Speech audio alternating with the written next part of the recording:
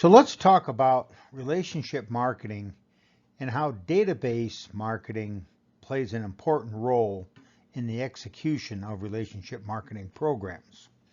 Of course, relationship marketing has been around for a long time and everyone likes to talk about relationship marketing. But what are the basics of relationship marketing? Well, it turns out that organization's job is to no longer simply find new customers, but it is really to acquire and retain profitable customers.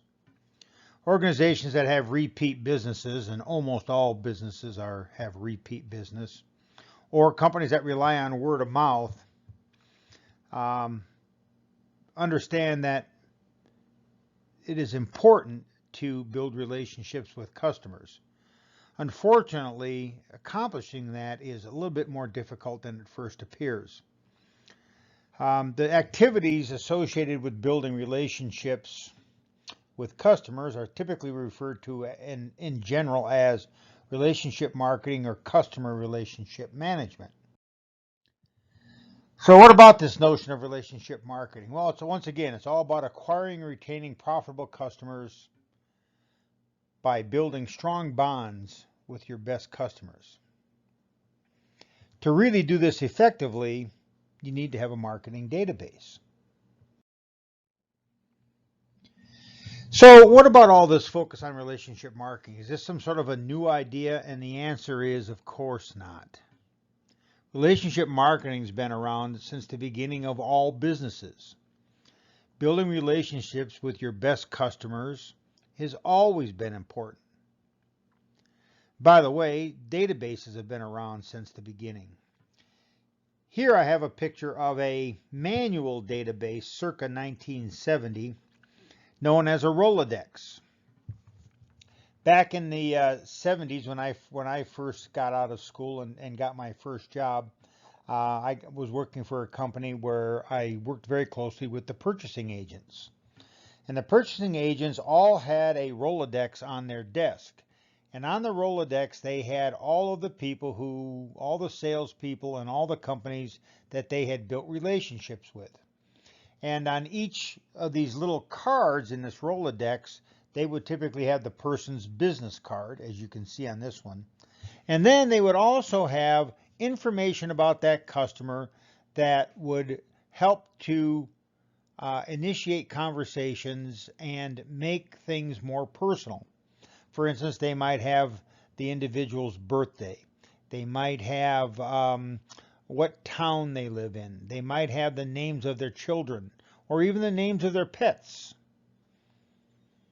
They might have information about what kind of car they drove and what their hobbies were.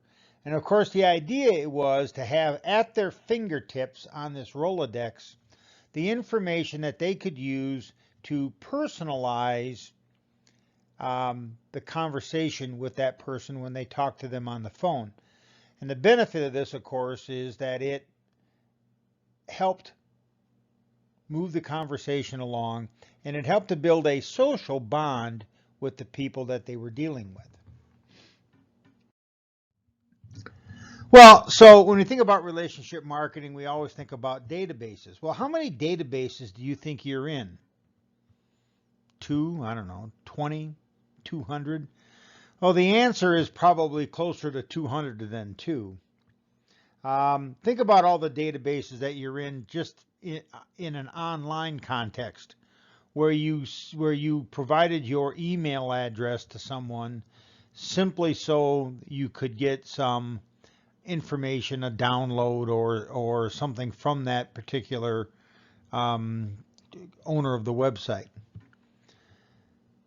Also, you might have, you're also in a number of online databases because you make purchases from companies. Every single company that you make a purchase with has trapped your name and your information so that they can add your name to their database. Think about your favorite relationships that you have online. And then think about the perhaps your favorite relationship marketing and database examples. Now, my favorite database example is with a company that actually no longer exists, and it was Terrible Herbst's oil change franchise. They have now sold that franchise to Valvoline, but you used to go into Terrible Herbst and had to have your oil changed, and it was like a 20-minute oil change. And you would drive your car up to the front of the oil change location, and some young person would come out and say, Dr. Shabrowski, are you here for an oil change? And you would say yes, and they would say 1040 like last time, and you would say yes, same as last time. And of course, they were running a database with the people who were actually running the oil change franchise, and that the database in their case was cleverly tied to your license plate number, so that when you would come in, they could type in your license plate number, and they would have the database information from you, whether or not you had an oil change done there before and what kind of oil you had used and all those kinds of things, which, if you think about it, is very clever. Now, the people that worked at Terrible Herbst's oil change franchise were not highly sophisticated OIT people. They were people who were changing oil, but they were capable of running a database. So developing a database is not a complicated process. Think about the database that Vons has, and think about all the stuff that Vons knows about you. We'll talk about this in a later lecture, but Vons has all sorts of information on you, because if you provide a Vons Club card or your phone number when you check out, Vons keeps a record of everything that you buy. That gives them plenty of information, obviously. Now, when we talk about relationship marketing, almost all of the time we are referring to more face-to-face relationships.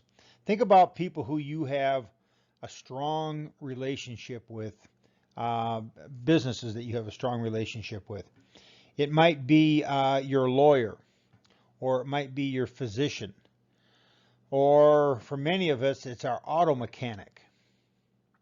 My auto mechanic and I have a great relationship.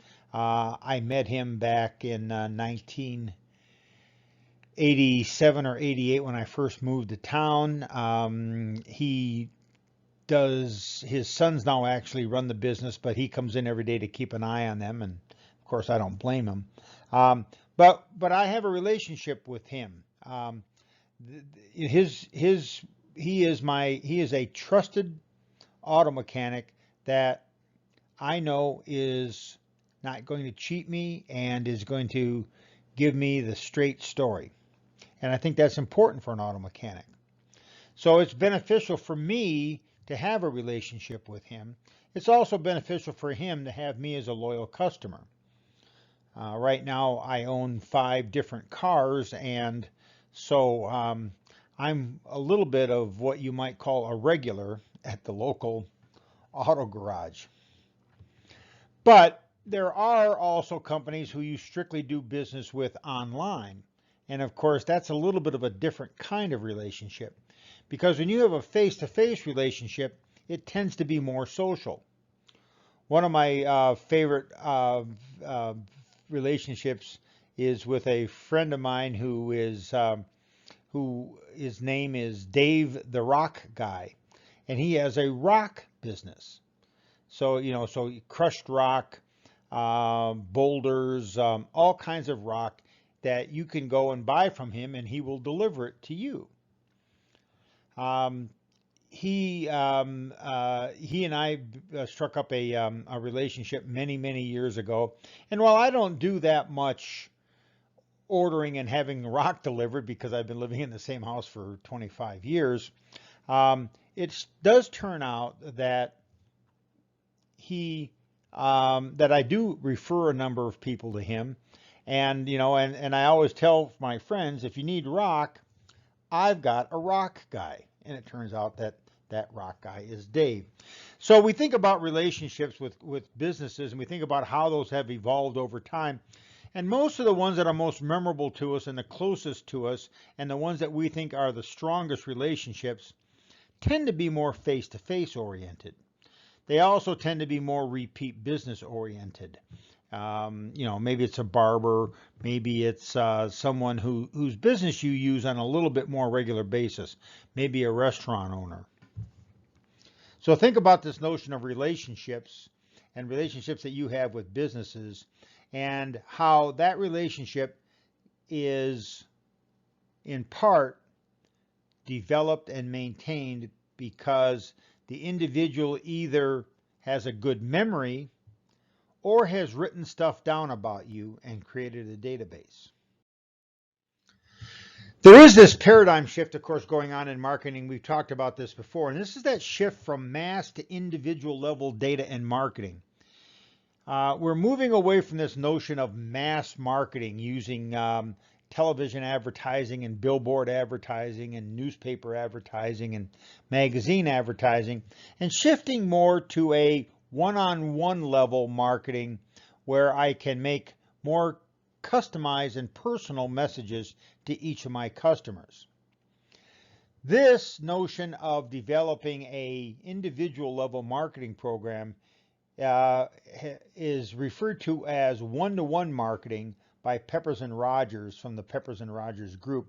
Of course, that's Don Peppers and Martha Rogers, who were a couple of the people who first got interested in this idea of relationship marketing all the way back in the early 1990s.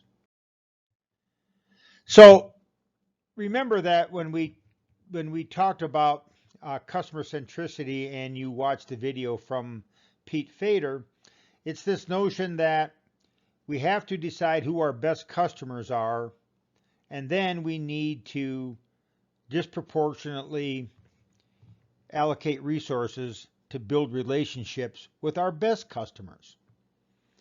Of course, to be able to do that, you have to be able to identify who your best customers are, and of course, that's where marketing databases come in.